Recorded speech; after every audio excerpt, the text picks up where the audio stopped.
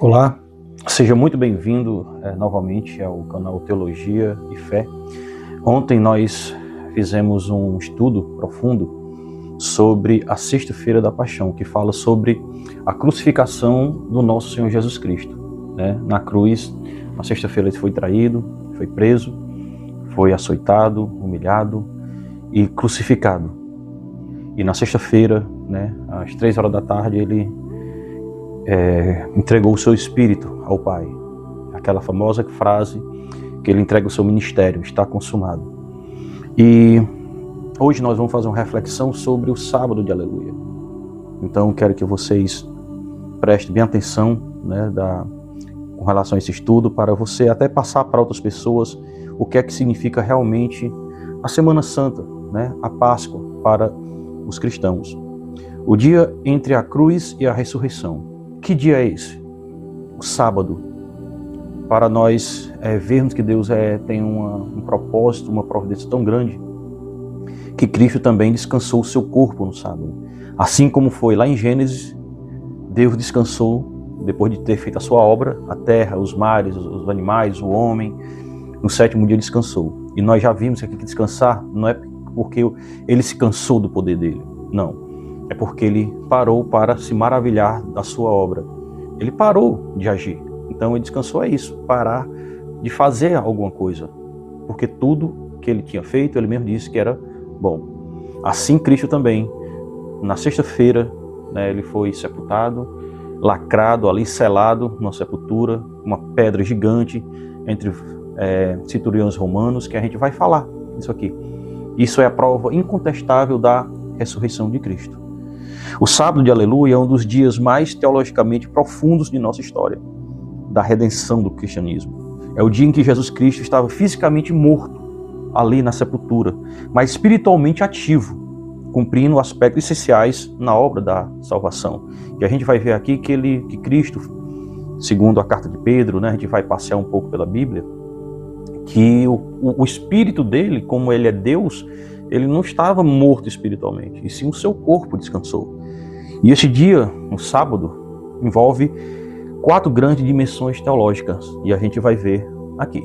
Eu peço já para você que curte o nosso canal, os nossos vídeos, que você dê o like, compartilha e ative o sininho, tá certo? Isso é importante para que a gente possa continuar com o nosso trabalho e que mais pessoas sejam alcançadas, tá certo? O YouTube entende que esse vídeo é de relevância. Nosso canal é para a glória e honra do nosso Senhor Jesus Cristo. Começou pequeno, mas se for da vontade dele, vai se expandir. Se não for da vontade dele, vai ficar só entre esse vínculo aqui de amigos e irmãos da igreja e outras pessoas de fora que a gente não conhece que se assimilam com o canal, tá certo? Mas vamos dar essa ajuda aí, essa força para que mais pessoas, você tem vontade também de fazer, faça. Se você tem esse chamado, teológico, espiritual, de pregar a palavra de Deus, fazer estudos bíblicos, no TikTok, no Instagram, no YouTube, que assim seja feita a vontade de Deus. Então, o primeiro ponto aqui que a gente pode ver, que é o descanso de Cristo após a obra da redenção. Jesus morreu na sexta-feira e permaneceu no túmulo no sábado. Isso não foi por acaso, tem um profundo significado teológico para nós. Assim como Deus descansou, lá em Gênesis 2:2, havendo terminado o sétimo dia da sua obra, ele descansou. Ele contemplou ali a sua criação como um grande arquiteto, quando termina um edifício, como um grande pintor, quando termina uma grande obra artística, ele olha para a sua criação e ele descansa ali sentado. Assim como Deus, Jesus também descansou no sétimo dia, no sábado. Agora Cristo descansa após a morte, a sua obra da redenção. Deus descansou após criar o mundo, Cristo descansou após redimir o mundo. Depois que Cristo ali na cruz sofreu, se humilhou, foi açoitado e recebeu uma nuvem, uma multidão de pecados ali espiritualmente, ele estava muito cansado fisicamente. Isso refletia na sua alma. Por isso que o corpo dele não se aguentou. O corpo dele ali foi estilhaçado por causa do pecado, por causa da alma, não só pelo castigo físico, mas sim pela força espiritual, que eram os nossos pecados ali na cruz. Não eram só os pregos que mantiveram preso, e sim o amor que ele sentia por toda a humanidade. Isso mostra que a obra da salvação estava completa. O sacrifício foi suficiente. Nada precisava ser acrescentado.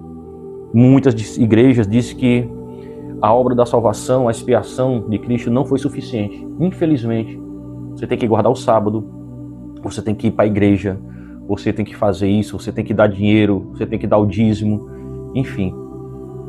A obra da salvação foi completa, foi feita por completo na cruz. A obra da salvação estava completa, não precisa de nada, mais nada, somente a gente crer e se manter, claro, numa vida santa, numa vida íntegra, um caráter íntegro para a gente refletir para o mundo, né, que nós somos cristãos. Dar um bom testemunho para gentios, judeus, pessoa da própria família. Jesus disse antes de morrer, está consumado. João 19:30. Ou seja, está consumado. A obra da salvação se encerrou ali na cruz, naquele derramamento de sangue.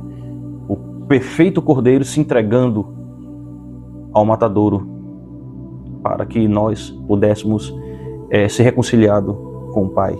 A palavra grega usada aqui é tetelestai, que significa pago completamente, obra finalizada, missão concluída. Ou seja, no sábado Cristo descansava porque a obra estava completa. Não precisava de mais nada, porque exigia o sacrifício de um cordeiro perfeito, sem mácula, sem ruga. E ele era esse cordeiro e é o cordeiro perfeito para nós. É por isso que nós estamos aqui, para participar dessa sexta-feira do Sábado de Aleluia, sexta-feira santa, Sábado de Aleluia e domingo de ressurreição, que é aqui onde a cristandade cultua ao nosso Senhor, adora a Deus, clama pelo Espírito Santo. É onde nós nos enchemos ali, que é no domingo. No sábado, Cristo descansava porque a obra, o seu ministério foi perfeito aqui. Os 3 anos foi o suficiente para ele ensinar, curar, mostrar os seus prodígios, milagres, mas acima de tudo, foi na cruz o seu maior feito, o amor perfeito ali. De braços abertos, ele se entregou para que nós pudéssemos ter a vida eterna com ele, junto ao lado do Pai e do seu Santo Espírito. Segundo ponto, a descida de Cristo ao Hades, o mundo dos mortos. Este é um dos pontos mais profundos teologicamente, e até exige muitas questões de debate hoje em dia. Uma denominação acha isso, outra denominação acha aquilo. O que será a verdade? A tradição cristã histórica ensina que no sábado Cristo desceu ao mundo dos mortos. Isso aparece no Credo dos Apóstolos. Padeceu sob Pôncio Pilatos, foi crucificado, morto e sepultado, desceu à mansão dos mortos. Você já ouviu isso na sua igreja, principalmente na igreja católica? Mas a base bíblica está lá em 1 Pedro, capítulo 3, versículo 18 e 19, que diz o seguinte: pois também Cristo morreu, no qual foi e pregou aos espíritos em prisão. E o que é que significa esses espíritos em prisão? Nós temos algumas construções teológicas. Primeiramente, aqueles que eram filhos de Deus, aqueles anjos que desceram aqui na terra para ter conjunção carnal com as filhas dos homens, eram anjos, né? E outra é com base nessa descida, é como se Cristo estivesse dando uma segunda chance para aquelas pessoas que rejeitaram a Deus antes da sua vinda. Então a probabilidade maior é que ele desceu onde estavam os anjos ali, os anjos caídos. Então outro texto que mostra, Efésios 4:9.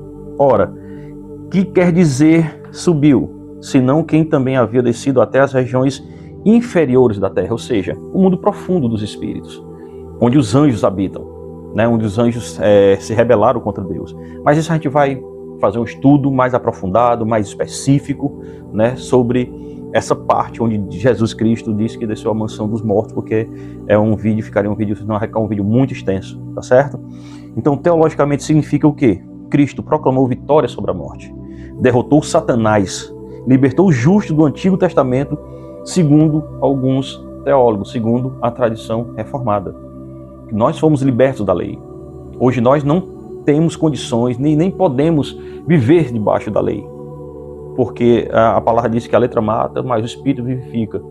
Então, missionário Ricardo, então nós devemos anular o Antigo Testamento? Nós devemos não praticar mais o que está no Antigo Testamento? Negativo. A gente não pode viver mais sob o jugo da lei, porque a gente vive na época da graça, na aliança da graça e não na aliança mosaica. Isso não significa que Jesus sofreu no inferno. Significa que ele proclamou sua vitória sobre o pecado e sobre a morte. Ele foi para lá para libertar, né, alguns anjos caídos lá, que a gente vai ver mais na frente, e para também nos libertar, para pegar as chaves de Satanás da porta do inferno, para que nós não podemos, o eleito de Deus, aquele que crê em Jesus Cristo, aqueles filhos realmente de Deus, não fosse para lá e pronto, acabou. A vitória está na mão de Jesus Cristo, sempre teve. Mas nós estávamos sob o jugo da lei. Então, esse é o segundo ponto. Terceiro ponto, o cumprimento da profecia do terceiro dia. Jesus havia profetizado. Ouça com atenção o que é que diz Mateus, capítulo 12, versículo 40. Assim como Jonas esteve 3 dias e 3 noites no ventre do peixe, assim estará o Filho do Homem. Olha como Jesus Cristo é maravilhoso. Ele já havia previsto que ele estaria, né, ali, morto, né? Ele morreu na sexta, sábado e domingo ele ressuscitou. A contagem judaica incluía o quê? Sexta-feira, primeiro dia, sábado, segundo dia e domingo, terceiro dia. O sábado era o dia intermediário da promessa entre a sexta e a ressurreição. Esse período tinha uma função teológica, confirmar que Jesus realmente morreu, porque para os judeus uma pessoa é considerada morta realmente após o terceiro dia. Porque no primeiro dia até hoje, né, confirma-se o óbito quando a pulsação cessa, né? Mas há casos que a pessoa voltou a viver, né, em estado ali de coma, alguma coisa de paralisia do coração, e a pessoa no outro dia voltou a reviver. E isso para os judeus foi uma prova incontestável que realmente Cristo morreu.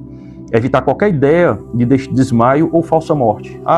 Então Jesus Cristo desmaiou, né, na cruz, que é impossível um castigo como a cruz a pessoa se desmaiar, né? Não tem como, é a morte, não tem outro destino. E demonstrar a realidade da ressurreição, né? Então a prova que Cristo morreu foi realmente ali quando, após horas, né, há relatos que havia prisioneiros que passavam até 1 dia, 2 dias ali naquela cruz, sendo torturado pelo peso do seu corpo, pelos cravos, né, de ferro ali, roçando nos ossos, nos nervos. Era uma tortura grande, era vergonha e loucura, né, para o mundo. Mas Cristo teve um propósito, né? Às 3 horas da tarde ali, ele entregou o seu espírito ao Pai, vencendo a morte. Quarto ponto, a humanidade real de Cristo. O sábado também prova algo fundamental. Jesus realmente morreu contra algumas heresias antigas. Muitas heresias, até hoje, algumas igrejas, né, cristãs ortodoxas aí, dizem que Cristo não morreu, que Cristo não existiu, enfim. O docetismo, Jesus não morreu de verdade. Gnosticismo, Jesus apenas aparentava morrer, estava desmaiado, estava em coma, né, porque ele perdeu sangue, então ele estava ali desfalecido. O sábado prova o contrário disso. O corpo estava no túmulo. Várias pessoas, centuriões romanos, tiraram da cruz, os cravos ali foram tirados dos seus pulsos, das suas mãos, né? A coroa de espinho, de ter perfurado várias artérias, os cravos nos pés ali, nos tornozelos também, e não havia pulsação. E a lança que foi ultrapassada dele sem quebrar um osso, como havia sido profetizado lá em Isaías. Nenhum osso dele foi quebrado. Porque geralmente quando antes de morrer, os centuriões romanos, né, eles quebravam os ossos com uma barra de ferro, e ele, pela presciência e pela soberania de Deus, pelo poder de Deus, não foi quebrado nenhum osso. A morte foi real. João 19:34 diz: mas um dos soldados lhe abriu o lado com uma lança. Uma lança ultrapassou os rins ali, os órgãos, né, vitais ali para o ser humano normal continuar vivo.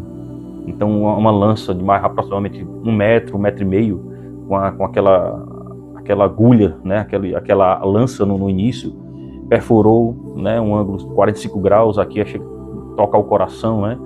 Então ele ressuscitou pelo poder de Deus realmente, porque humanamente é impossível. Somente Deus para ressuscitar uma pessoa depois desses estágios aí. Somente um milagre muito grande, somente o poder de Deus, que ele era. Isso confirma a morte física e real de Jesus Cristo, sem nenhuma prova incontestável. Quinto ponto, o silêncio de Deus no sábado. Teologicamente, o sábado é o dia de silêncio divino. Muitas vezes a gente, quando passa por problemas, passa por tribulações, parece que Deus se calou diante de nós, diante das dificuldades. Mas não, Deus tem um propósito na sua dificuldade. Deus tem um propósito naquele dia mais obscuro da sua vida.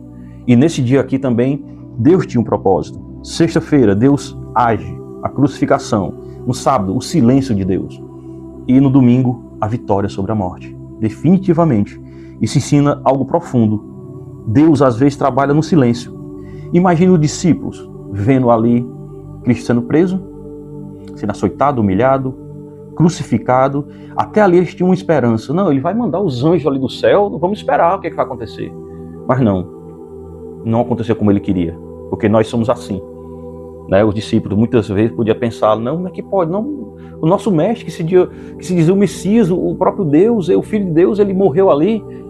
E quando cai a noite, viram amanhecer no sábado e nada acontece, para eles ali deve ter sido muito angustiante. Como nós somos ansiosos, imagina os discípulos naquele tempo, sendo pelo jugo ali no Império Romano e pelos fariseus.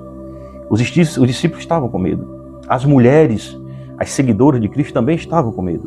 Estavam escondidos, porque era considerado uma seita naquele tempo. Considerado uma seita porque era algo fora do judaísmo. Até hoje, o cristianismo é considerado como seita, porque eles não aceitam Cristo como seu Salvador, como Messias. Não aceita as cartas de Paulo, não aceita os evangelhos, infelizmente. Então naquele tempo era muito pior, estavam escondidos. Pensavam que tudo havia acabado, finalizado ali. Pronto, vamos ser presos também, vamos ser queimados, vamos ser crucificados. Pronto, acabou tudo, isso aí tudo era mentira. Mas lá no fundo, Deus conhecia o coração humano, que é frágil, que é temeroso realmente. Era impossível para eles ali estar com a fé inabalável ali, né? Até para nós mesmos, muitas vezes a gente duvida da nossa fé. Muitas vezes, se a gente for sincero conosco mesmo, a gente pensa em desistir. Eu já passei por isso. Quem nunca passou, que atire a primeira pedra. Mas Deus estava preparado para a maior vitória da história. O túmulo guardado, a prova da ressurreição. Os líderes religiosos pediram os guardas a Pôncio Pilatos. Os religiosos foram lá, né, na guarda pretoriana, lá falar com Pôncio Pilatos. Mateus 27:64 diz: ordena que o sepulcro seja lacrado, seja selado, seja guardado, para que os discípulos de Jesus não venham, roubem seu corpo e digam que ele ressuscitou. Então os fariseus temiam isso, os religiosos temiam isso, porque eles não criam que era Jesus Cristo, que era o Messias, que era o Filho de Deus. Mas eles temiam que os discípulos de Cristo, os seguidores de Cristo ali, roubassem o corpo e fizessem uma falsa profecia. Jesus Cristo. Por isso que foi bom, né? Foi ótimo o túmulo ser lá, guardado, selado ali com selo real, né? Então a pedra foi colocada, o selo romano aplicado, né? Que era o selo romano que ninguém podia chegar perto. Os soldados guardando o túmulo ali 24 horas. Isso teologicamente é poderoso. Impediu o roubo do corpo. Nenhum discípulo com facas, espada ia contra a guarda pretoriana romana, né, com aquela armadura, capacete, escudo, lança, espadas, né, cavalos. Tornou-se a ressurreição incontestável e fortaleceu a evidência histórica da ressurreição de Cristo. Então tudo foi planejado como Deus queria. Até os fariseus, né, mandaram, porque se fosse outros diziam, não, vamos deixar que o discípulo roube o corpo e ele, cadê Cristo? Cadê? Não. Então, para eles não. Para eles era mais importante guardar o corpo e não os discípulos roubar do que o próprio Cristo ressuscitar, o que foi que aconteceu, né? 7º ponto, sábado de aleluia na teologia reformada. O que é que significa para nós cristãos autênticos? Teólogos reformados como João Calvino e Martinho Lutero ensinam que o sábado representa a humilhação máxima de Cristo. Ali foi onde Cristo se humilhou, porque ele estava ali enrolado naqueles panos, dentro de um túmulo, e o seu espírito já não habitava mais no corpo.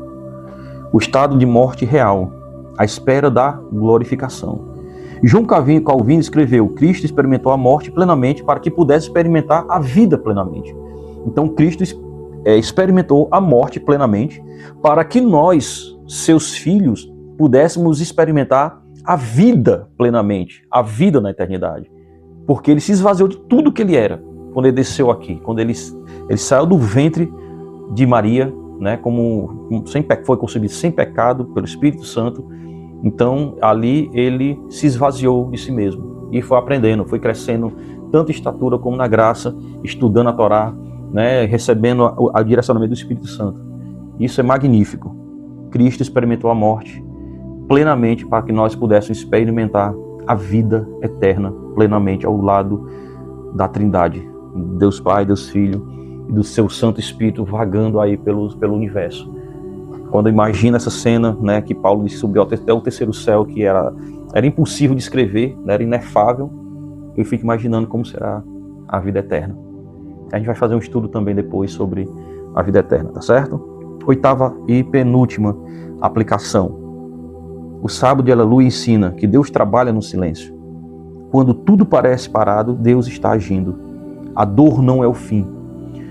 Os discípulos experimentaram uma dor ali, irmãos, vendo o seu Senhor sendo preso, perdoando aqueles seus algozes, dizendo: Pai, não perdoa porque eles não sabem o que fazem. E eles experimentaram uma dor tão grande, a dor de Maria, vendo seu filho ali, sendo sangrado, sendo humilhado, naquela cruz, sendo inocente ao lado de dois ladrões, né? E a dor era tremenda. A dor não foi o fim. A dor foi apenas um processo para que o propósito se cumprisse. A cruz não foi o final, foi o começo de uma grande história. Para que os discípulos pensavam que, pronto, aqui é o ponto final. Acabou. A gente pensava uma coisa, mas é outra. Mas ali foi o começo de uma grande história. E eles participaram dessa história. E nós estamos participando dessa história também. Hoje nós temos a oportunidade de ler tudo que está escrito na revelação que Deus deixou para nós. É por isso que nós temos que se apegar à palavra de Deus e orar incessantemente a Ele. A esperança nunca morre. Mesmo quando parece tarde, Deus ainda cumpre suas promessas. Não importa o quão longe você tenha ido, o quão cético você tenha esse coração aí petrificado, se você saiu da igreja, né? Se você conhece alguém que saiu da igreja, pregue ao Senhor Jesus Cristo. Pregue a misericórdia e a graça que Ele tem para nós. E eu faço aqui, para finalizar, uma reflexão profunda para nós. Sexta-feira significa morte para a fé cristã. O sábado significa o silêncio de Deus. E o domingo, a ressurreição do nosso Salvador. É por isso que no domingo a gente cultua e adora o nosso Senhor. Porque foi no domingo onde Ele ressuscitou e assim nós também morremos na sexta-feira, descansamos no sábado, né? E no domingo a gente ressuscita junto com Ele. Por isso que a gente adora no domingo. O sábado é um dia de reflexão, né? O comércio trabalha só até meio-dia e não é proibido. Você não sabe tirar um dia para ler a Bíblia. Se você trabalha funcionário público ou é da área da saúde, trabalha dia sim, dia não, um dia sim, dois não. Qual o problema de você tirar um sábado, de tirar uma sexta-feira? Não tem problema nenhum. Nós não descansamos em um dia, repito, a gente descansa numa pessoa que é Jesus Cristo. Mas o dia do Senhor, que está lá em Apocalipse 1:10, significa realmente, eu vou fazer outro estudo, né? Falando que esse dia do Senhor não é o sábado, é o domingo. Do grego é o domingo. Então, muitas vezes, nossa vida também é assim. Na sexta-feira é sofrimento. No sábado é um silêncio. E no domingo acontece os milagres que nós esperamos. Ou que muitas vezes a gente nem espera. Acontece no domingo. Ou em qualquer dia da semana. Deus não escolhe. E eu queria fazer uma reflexão aqui para finalizar o nosso estudo. O sábado de Aleluia prova que Deus está trabalhando mesmo quando o céu parece silencioso. Deus nunca para de trabalhar, irmãos. Deus nunca para de agir. Ele não descansou fisicamente ou espiritualmente ali no sétimo dia. Ele parou para observar a sua obra. Assim como Cristo, no sábado, ele descansou o seu corpo, mas espiritualmente ele estava ativo. Mas nós descansamos em Cristo. Nós descansamos em Deus. Nós descansamos no seu Santo Espírito, através da sua palavra e através da oração, que é o método que a gente tem de falar com Deus a qualquer momento. Não importa se você cometeu um grave pecado, um crime, uma atitude grosseira com alguém, peça perdão e se renda aos pés da cruz do nosso Senhor Jesus Cristo. Tá certo?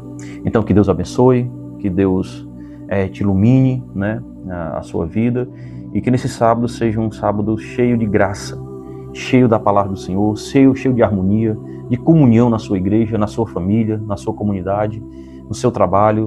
E então que a minha oração é essa, que cada ouvinte cada inscrito aqui do canal, cada pessoa que ouvir, ver esse estudo aqui seja abençoado e seja consolado pelo Santo Espírito de Deus, tá certo? Eu sou o missionário Ricardo Salles e quero deixar, como eu faço, né, quase todos os vídeos, uma indicação de um livro, tá? Eu não terminei de ler esse livro aqui, eu comprei há pouco tempo, não tive tempo de ler porque a minha lista ainda estou terminando de finalizar alguns livros, mas esse aqui vai ser o próximo livro, tá, que eu vou me debruçar. Talvez eu leia nas minhas férias em julho. Eu sou professor do estado e nas férias a gente tem um tempo maior e eu queria ler esse livro aqui em 2 semanas, até para fazer alguns apontamentos, alguns resumos, fazer alguns estudos bíblicos sobre a justificação e a regeneração, de Charles Slater. Então, qualquer coisa, depois de eu ler esse livro aqui, eu vou fazer até alguns vídeos, né? Quando eu leio alguns livros aqui, eu vou fazer um resumo, alguma aplicação teológica para edificar a vida dos evangélicos, dos cristãos do nosso canal, tá certo? Então, fica aí a dica desse livro, e é muito bom, pelo que eu vi aqui, né, no prefácio aqui, e no seu conteúdo, é muito bom. Então, um estudo sobre justificação e regeneração. A justificação acontece quando nós cremos em Cristo, né, fomos justificados pelo seu sangue, e a regeneração é após o arrependimento, após a justificação. Aí depois entra o processo de santificação, tá certo? Então, que Deus abençoe e tenha um excelente sábado de aleluia e um domingo da ressurreição do nosso Senhor Jesus Cristo. Viva ao nosso Senhor Jesus Cristo, para todo sempre. Amém.